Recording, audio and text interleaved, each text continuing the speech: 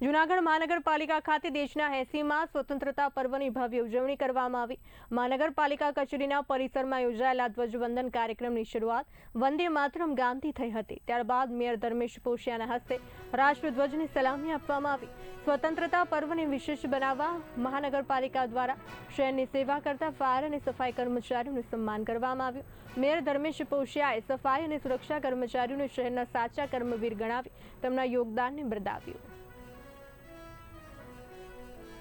15મી August અને 80મા સ્વતંત્રતા પર્વની જૂનાગઢ મહાનગરપાલિકા ખાતે ધ્વજવંદન કરવામાં આવ્યું છે। આ પાવન અને ગૌરવશાળી પ્રસંગે પધારેલ સૌ પદાધિકારીઓ, અધિકારીશ્રીઓ, વિદ્યાર્થીઓ, પ્રેસ મીડિયાના ભાઈઓ તથા બહેનો ને ખૂબ ખૂબ શુભકામનાઓ પાઠવું છું।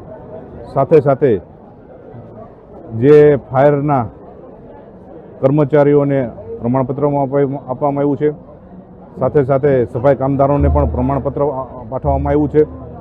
અને સૌપ્રથમ આજના પાવન દિવસે તમામ દેશ ભક્તો અને આઝાદીના લડવૈયાને અને સરહદ પર દેશનું રક્ષણ કરતા વીર જવાનોને નતમસ્તક વંદન કરું છું।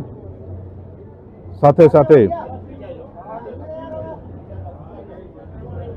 ચાલો આપણે સૌ સાથે મળી વિકસિત ભારતથી વિકસિત ગુજરાત અને વિકસિત ગુજરાતથી વિકસિત જૂનાગઢ